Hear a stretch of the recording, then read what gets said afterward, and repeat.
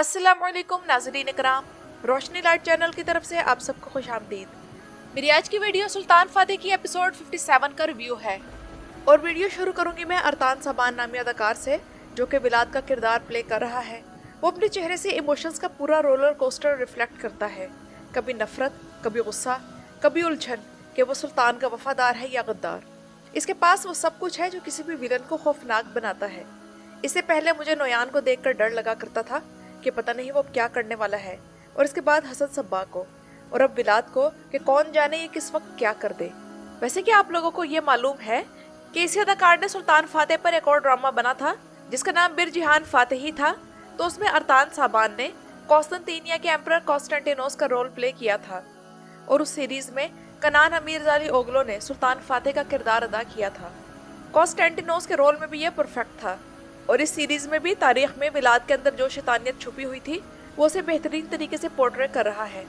सच कहूँ तो जब ये सीजन शुरू हुआ और शुरू की पहली किस्त में ही हमें मुकद्दस अमानतों वाला सिनेरियो देखने को मिला तो मैं ज़रा मायूस हुई और सोचा कि मुकद्दस अमानतों वाला सिलसिला पहले दिरुल शारतुल में चला, फिर कुरुल उस्मान के सीज़न 1 और फिर सीज़न 6 में दिखाया गया, और इनके अलावा बुयुक सल्जूकलों में भी मुकद्दस अमानतों वाला सिनेरियो था।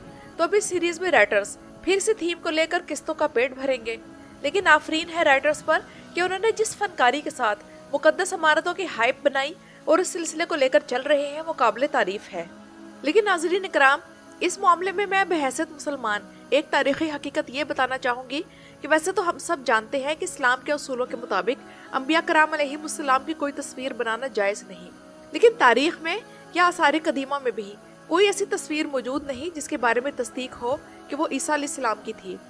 और इस सीरीज़ में जो कुछ दिखाया जा रहा है वो सिर्फ एक फेक तस्वीर है जो कि सीरीज़ की कहानी को मज़ीद ड्रामेटिक बनाने के लिए या मज़ीद ऑथेंटिक बनाने के लिए खुद से बनाई गई है, जिस पर सीरीज़ वालों को तौबा इस्तग़फ़ार करनी चाहिए। अब कोई ये ना कहे कि ईसाइयों के तो हर चर्च में इनकी शबीह या तस्वीर होती है। तो बात यह है कि उनके और हमारे अकीदे में फ़र्क है।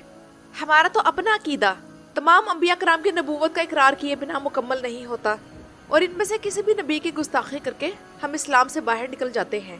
तो इसलिए मुसलमानों को तो ज़्यादा एहतियात करनी चाहिए। दूसरी अहम बात ये जिस पर मैं तवज्जो दिलाना चाहूँगी वो ये है कि ईसा अलैहिस्सलाम को हमेशा नीली आंखों और गोल्डन बालों वाले शख्स दिखाया जाता है। जिस शख्स की पैदाइश फ़लस्तीन के इलाके नासरिया में हुई हो, और कुरान हज़रत मरियम अलैहिस्सलाम को कहता हो कि जब वो ज़चगी की तकलीफ में मुब्तला थे तो उन्हें कहा कि खजूर के दरख्त को हिलाओ, तुम पर ताज़ा पकी खजूरें गिरेंगी। तो भला बताइए कि खजूरें दिसंबर में पकती हैं या फिर गर्मियों में? तो इस हिसाब से हज़रत ईसा अलैहिस्सलाम की पैदाइश का दिन भी गलत है, यानी कि 25 दिसंबर। और इसके अलावा खजूरों वाले इलाकों में नीली आंखें और गोल्डन बाल कहाँ से आए? तो इसके पीछे भी बड़ी लंबी तफसील है कि हज़रत ईसा अलैहिस्सलाम का हुलिया क्यों बदला गया। मुख्तसर बात यही है कि जिन लोगों ने कुरान शरीफ के मुताबिक नबी अकरम सल्लल्लाहु अलैहि वसल्लम का हुलिया अपनी किताबों में बदलने की कोशिश की, उन्होंने ही हज़रत ईसा अलैहिस्सलाम का हुलिया बदला। बहरहाल ड्रामे के रिव्यू की तरफ चलते हैं। तो इस एपिसोड में फिर से फ्लैशबैक्स डिज़ाइन किए गए थे जो कि बहुत ड्रामेटिक थे और मौजूदा वाक़यात को माजी के साथ मजबूती से कनेक्ट कर रहे थे। और नाज़रीन इकराम, कुर्चू दुआन की शहादत के बारे में इतने सारे हिंट्स इकट्ठे हो गए हैं कि अंदाज़ा हो गया है कि उसका आखिरी वक्त करीब आ गया है। मेरी राय के मुताबिक कुर्चू की मौत द्राविन के हाथों होगी, और ये भी इसकी एक तरह से अपने भाई शायान के लिए कुर्बानी होगी जो वो शायान की जान बचाते हुए देगा। और सच्ची बात तो यह है कि सुल्तान फातेह ड्रामे में कुर्चू एक बेहतरीन लीडर की अमली मिसाल है। इसके कमांडरों में से कईयों ने बहुत कोशिश की कि उसे उसकी पोजीशन से हटाया जाए, उसकी नाफरमानी की, उसके खिलाफ साजिशों का जाल बिछाया, लेकिन वो फिर भी एक बाप की तरह उनके साथ शफकत से पेश आता रहा। कभी उनसे इंतकाम नहीं लिया और ना ही उनके लिए कुर्बानी देने से पीछे हटा। इसलिए उसके अक्सर दुश्मन उसके इसी आला अखलाक की वजह से उसके जानिसार साथी बन गए, जैसे कि अब की बार इस किस्त में ज़ैनल आगा। और इससे पहले इसकी सबसे बड़ी मिसाल कलंदर है, और जिन लोगों ने सीज़न 1 और 2 देख रखा है वो समझ गए होंगे कि कलंदर ने कुर्चू दुआन के खिलाफ क्या कुछ नहीं किया और कुर्चू का रवैया कलंदर की मौत तक उसके साथ कैसा रहा।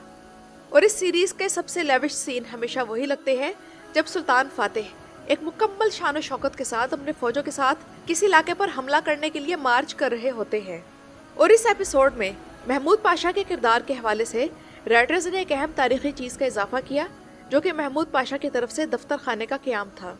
महमूद पाशा की तारीख पर मेरी ये वीडियो मौजूद है और जिन लोगों ने ये वीडियो देख रखी होगी वो ये ड्रामा सीरीज देखते हुए फौरन समझ जाते होंगे कि महमूद पाशा का फला सीन किस तारीखी हकीकत की तरफ इशारा है।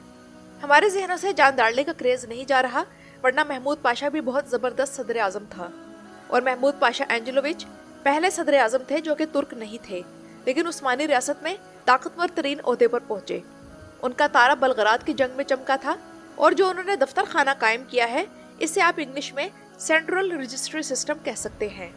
उधर मुल्ला लुत्फी के किरदार में सरहाद क्लिच जबरदस्त अदाकारी कर रहा है और वो बेचारा जो समझ रहा है और देख रहा है वो साबित नहीं कर सकता, क्योंकि हमेशा विलाद उससे एक कदम आगे रहता है।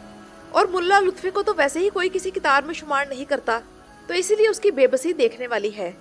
और नाज़रीन इकराम, बायज़ीद के किरदार की तामीर शुरू हो चुकी है और वो भी शेख जमाल के जरिए।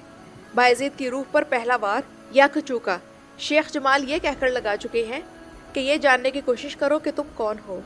और देखा जाए और सोचा जाए तो वाकई कभी हमने भी नहीं सोचा कि हम कौन हैं, क्यों आए हैं, क्या लेकर जाएंगे। हम सिर्फ पेट का दोज़ख भरने और नस्ल बढ़ाने में मसरूफ़ हैं, हालांकि ये दोनों काम तो जानवर भी करते हैं।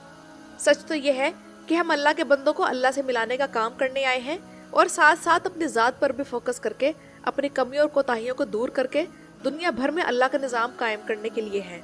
सारी जंगें इसी की हैं। कुफर कभी सलीबी जंगों, कभी बरतानिया, कभी फ्रांस और कभी अमेरिका की सूरत में शैतान का निज़ाम, और मुसलमान रहमान का निज़ाम कायम करने के लिए आपस में जंगें करते आए हैं। और इस कश्मकश का अख्ताम दज्जाल के खरूज और ईसा अलैहिस्सलाम के नुज़ूल पर होगा, जिसके बाद दुनिया में आलमी इस्लामी निज़ाम कायम होगा।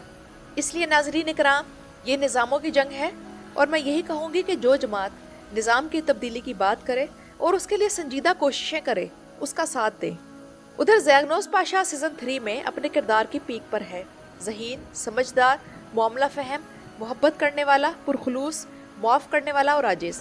शहाबुद्दीन ज़ैगनोस की जोड़ी सीज़न 1 से ही हमें पसंद है, लेकिन अब इसमें शामिल का भी इजाफा हो गया है और कारा तोयलार का भी, तो मिशन की कामयाबी का इम्कान और भी बढ़ गया था। और इसीलिए इनकी कोऑपरेशन से मुसलमानों का खून बहने से बच गया और इस्माइल बे असफंद यारियों का सुल्तान बन गया। और नाज़रीन इकराम, इस बेहतरीन एपिसोड की रेटिंग 3.97 थी, यानी कि 4 के करीब, और ये पिछली किस्त की रेटिंग से 0.21 कम रही, लेकिन AB2 कैटेगरी में ये 0.28 बढ़ी है। बहरहाल ये सीरीज मास्टरपीस है, इसे किसी रेटिंग की ज़रूरत नहीं। और नाज़रीन इकराम, ये तो था मेरा आज का रिव्यू। आप लोगों को मेरी आज की वीडियो कैसी लगी मुझे कमेंट्स में ज़रूर बताइएगा। मेरी वीडियो देखने का शुक्रिया।